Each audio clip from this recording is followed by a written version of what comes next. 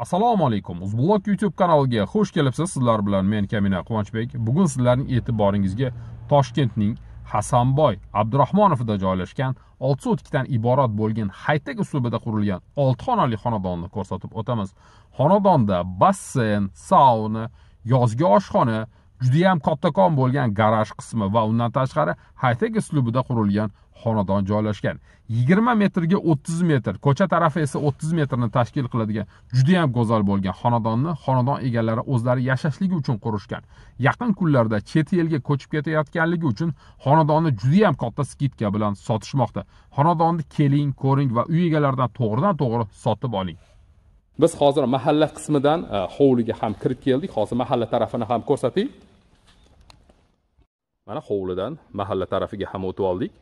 Juda ham go'zal qilib, mana ko'chaning yuzlari ham asfaltga tayyorlanmoqda va undan tashqari archalar ekilib, fasadlari high-tech stilda qilib qo'yilgan. Aytib o'tganimizdek, o'rtacha 30 metrlarni tashkil qiladi, bu tarafiga o'rtacha 20 metrlarni tashkil qiladi. Uglovoy joylashgan, juda ham udachniy joylashgan. Hasanboy Abdurahmonov deb nomlanadi. Demak, xonadonga mana bu tarafdan garaj orqali ham xonadonga tashrif buyurishimiz mumkin va mana bu joydan ham xonadonga tashrif buyurishimiz mumkin. Bu garaj qismi bo'ladi. Mana bu archalarning oxiridan xonadon tugallangan. U tarafga o'tib yana hovli uzunroq davom etgan. Bu yerdan bemalol 2-3 ta avtomobilni kirg'azib qo'yishimiz mumkin. Gazollar ekilgan, ko'rib turganingizdek suvlar sepiladi. Xullas juda ham go'zal holatga keltirilgan high-tech stildagi xonadonimiz. Mahalladan hovliga ham kirib oldik. Aytib o'tganimizdek, mana bu hozir garaj qismi bo'ladi. Mana shu hovli davom etadi. Bu yoqda 2 qavatli inshootlari bor. Undan tashqari 3-mansarda qismlari ham mavjud va mana bu hovlining bu tarafida esa basseyn joylashgan. Bu tarafiga o'tadigan bo'lsak, bu yerda yozgi kuxnялari, tapchalar qilib qo'yilgan. Mana ko'rib turganingizdek, undan tashqari naveslari ham bor, ya'ni soyagina bo'lib turadi. Suvlarga to'xtaladigan bo'lsak, bu yerda shahar suvi kelgan. Undan tashqari 1 tonnali suv saqlaydigan bochkalar ham o'rnatib qo'yilgan. Gaz, svet, suv juda ham yaxshi naporda kelib turar ekan. Kanalizatsiyaga to'xtaladigan bo'lsak, mana bu joyda bizda oshxona uchun alohida kanalizatsiya qilib qo'yilgan. Undan tashqari hojatxona uchun ham alohida bu yerda kanalizatsiya mo'ljallab qo'yishgan ekan. Demak, hovlida hozir joylashgan chap qo'limizdagi garaj qismini ko'rsataylik. Garajning ham mana shu oynalari bor. Mana bu eshik orqali garajga o'tishimiz mumkin. Juda ham go'zal holatga keltirib, did bilan, mehr bilan o'zlari uchun mana shunaqangi garaj ham yasab qo'yishgan ekan. Bu issiqqina bo'lib turadi, qishda ham issiqqina bo'lib turadi. Mana bu radiatorlar orqali garaj qismi isitilar ekan. Burchatkalar terib qo'yilgan, traplari bor, ya'ni mashinani yuvadigan bo'lsangiz, suvlar mana shu joydan tushib ketadi. Fortichkalari bor, havo aylanib turishligi uchun. Mana yuqori taraflariga ham e'tibor bering. Juda ham go'zal qilib bezatib qo'yilgan. Tochni katta-katta bu yerda svetilliklar o'rnatib qo'yilgan, 2 tomonga ochiladigan garajimiz bor. Mana bu joyda esa 1 tonnali bochka joylashgan. Suv mana shu joyda doimiy kelib turadi. Motor orqali xonadonga bemalol mana shu suvni uzatishimiz mumkin. Garajga qoyilmisiz? Hali men shuncha uyni ko'rsatib, bunaqangi katta alohida garaj uchun mo'ljallangan qismini ko'rmagan edim. Mana shunaqangi katta gaz turbalari kelgan, xonadonda doimiy gaz mavjud. Mana shu garaj qismida hovlida foydalanishimiz mumkin bo'lgan sanuzul xonalarga ham o'tishimiz mumkin. Mana hovlining derazalari bu yerda ham davom etmoqda. Mana bu joyda esa aytib o'tganimizdek hovlida joylashgan sanuzul xonalarimiz bor. Yuvinish uchun dushlari bor. Mana bu joyda parilka deydi, sauna joylashgan bo'ladi. Tahorat olish uchun sharoitlari bor. Bu tarafida ham kotyolni, boylerni xonalarimiz o'rnatilgan. Boylerni va undan tashqari ko'rib turganingiz 2 ta duxkonturni kotyollar o'rnatib qo'yilgan. Xonadonda tupli pol tizimlari borligi uchun mana shu tizimlardan foydalanishar ekan. Bu hozir hovlida joylashgan sanuzul xonamiz edi. Biz hozir garaj orqali kirib, mana bu yozgi kuxnyaning oldidan chiqib keldik. Juda ham go'zal qilib naveslar qilib qo'yilgan, tandirlar, o'choqlar hammasi o'rnatilgan. Undan tashqari gaz turbalari montaj qilib qo'yilgan. Bularni ulab olsangiz bo'ladi. Rakvinalari ham bor ekan va mana bu joyda tapchanni qoldirib ketishdi. Yorug' bo'lishligi uchun bir qancha fonuslar ham bor. Juda ham go'zal sharoitga ega bo'lgan xonadonni ko'rsatmoqdamiz. Demak, endi mana shu xonadonning o'ziga to'xtaladigan bo'lsak, birinchi qavatda juda ham katta hol joylashgan. Mana bu tarafimizda esa oshxona joylashgan. Oshxonaga hol orqali ham kirishimiz mumkin va hovlidan ham kirishimiz mumkin. Podvollariga to'xtaladigan bo'lsak, mana shu oshxonaning tegi va undan keyingi xonaning teg tarafi podvol qilib qo'yilgan. U yerda atapleniya yo'q, yaxtak xona sifatida foydalanishimiz mumkin. Ya'ni bemalol yozda yopgan bankalarimizni u yerda saqlab qo'ysak bo'ladi. Mana o'sha aytganimiz podvol qismlari, ko'rib turganingizdek podvol qismlari ham ta'mirlab qo'yilgan. Patologlar agar adashmayotgan bo'lsam, salkam 2 metrni tashkil qiladi. Ikkita xonaga ajratib qo'yilgan ekan. Mana shunaqangi holatiga pollariga kafel qilingan va atroflari esa plastikdan qilib qo'yilgan, fortishkalari bor. Bu hozir bizning podvol qismimiz edi. Demak, biz hozir hovlida joylashgan garaj qismini, yozgi kuxnyani ko'rsatdik. Bu tarafida aytib o'tganimizdek basseynimiz bor. Endi esa to'g'rida oshxonaga ham o'tishimiz mumkin. Biz birinchi bo'lib mehmonxonani ko'rsataylik, katta hol qismini ko'rsataylik. Mana yer sathidan mana shu joy ham adashmasam yarim metrlar ko'tarib qo'yilgan. Mana bismillahirrohmanirrohim. Oho. Gap bo'lishi mumkin emas. Bu adashmasam o'sha turk stiliga munosib qilib ta'mirlab qo'yilgan hol qismimiz bo'ladi. Patologlar adashmasam 5,5-6 metrlarni tashkil qilsa kerak. Mana shunaqangi hol qismi bor. Bu yerda cho'pli pol tizimlari o'rnatib qo'yilgan, tarketlar yerda yotqizilgan. Undan tashqari radiatorlar orqali ham xona isitilishi mumkin. Juda ham katta derazalar orqali hovlidagi yorug'lik mana shu holga kirib turadi.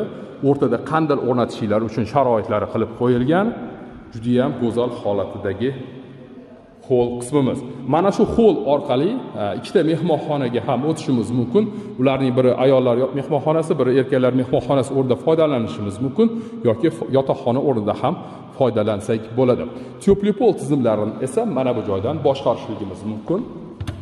Mana bu joydan esa cho'pli pol tizimlarini boshqarishligimiz mumkin. Eslatib o'tamiz, xonadon egalari bu uyni sotish uchun qurishmagan, aynan o'zlari yashashligi uchun mo'ljal qilishgan. Sharoitlari shuni tavsiya qilib, mana shu sotishga qaror qilishdi. Bu hozir aytib o'tganimizdek, holdan kiriladigan katta mehmonxonamiz. Patologlari bu yerda ham balangina olingan va havoning yaxshi aynalib turishligi uchun orqa hovlichasi bor. Bu tarafida orqa hovlichasi bor. Bu bizning hozir bitta mehmonxonamiz bo'ladigan bo'lsa, uning yonida yana bir mehmonxonamiz bor. Bu ikkinchi mehmonxonamiz.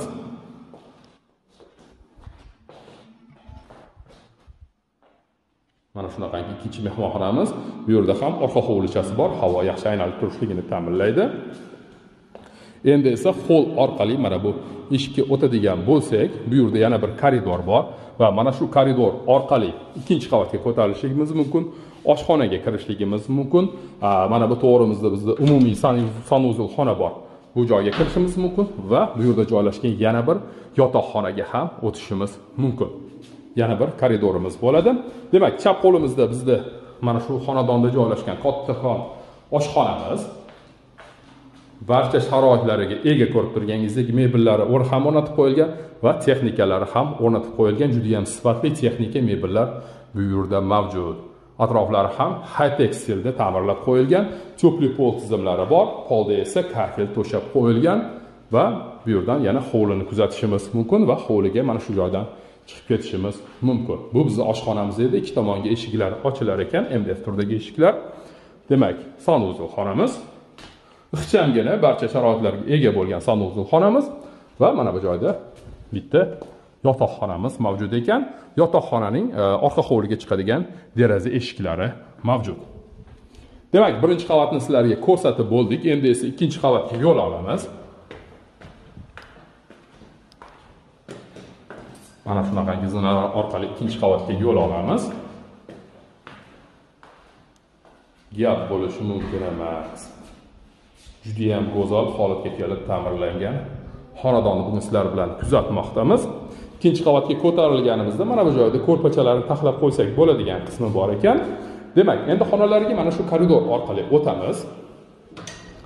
mana bu eshik orqali misol uchun koridorni bemalol ajratib qo'ysak bo'lar ekan. Ko'tarilganimizdan so'ng o'ng qo'limizda bitta yotoqxonamiz bor. Mana shunaqangi yotoqxonamiz. Bu yerda ham cho'pli pol tizimlari o'rnatilgan. Hovliga qaragan derazalar o'rnatib qo'yilgan. Juda ham sifatli bo'lgan Akfa kompaniyasining derazalari mavjud ekan va undan tashqari mosketli setkalar ham o'rnatib qo'yilgan. Xavfsizlik uchun temir panjaralari ham bor. Bu hovlining ko'rinishi. Qoyilmaqom. Bu tarafiga o'tadigan bo'lsak,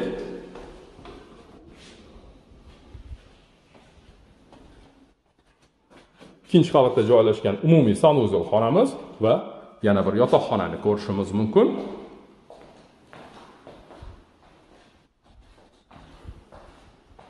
Mana shunaqangi yana bir yotoqxonamiz. Aytib o'tganimizdek umumiy sanuzel xonamiz. Bu yerda dush qilingan, unitaz, rakvinani ko'rishimiz mumkin. Bu yerda ham cho'pli pol tizimlari bor va ikkinchi qavatdan mansarda qismiga ham mana shu joydan ko'tarilishimiz mumkin. Bunisiga nima deysiz? Wow! Mana shunaqangi mansarda qismlari ham xonadonda mavjud. Havosi toza, shamol kelib turibdi. To'g'riga qarang, e'tibor bering. Hech qanaqa domlar, baland inshootlar vidni to'smayapti. Bu tarafimiz Toshkent shahri Hasanboy tarafi hisoblanadi. Bu tarafimiz esa dala. Mana shunaqangi dachalik xonadonga nima deysiz? High-tech stilda qurilgan 6 xonali xonadonimiz 6 sotikdan iborat. Demak, mansarda mana shu holatida, undan tashqari mansardada bitta ofisli xonamiz bor. Buni yotoqxona o'rnida ham foydalansak bo'ladi, ofisli xona o'rnida ham foydalansak bo'ladi. Demak, mansarda qismimizning tom qismi yuradigan qilib qo'yilgan ekan, ya'ni bu tarafidan u tarafiga yurar ekan. Xohlasangiz mana bu joyni ochiq holatda qoldiraman desangiz, quyoshli tushib turadigan holatda qoldiraman deydigan bo'lsangiz, yurg'izsangiz bo'ladi. Yoki kechki paytlar yulduz tomosha qilaman, men bitta joy solib yotsangiz, mana bundoq surib qo'ysangiz bo'lar ekan. Roliklari o'rnatilgan, faqat motorchi qo'ysa bo'ldi ekan. Bugun sizlarning e'tiboringizga shu Hasanboy Abdurahmonovda joylashgan 6 sotikli high-tech xonadonni ko'rsatgan.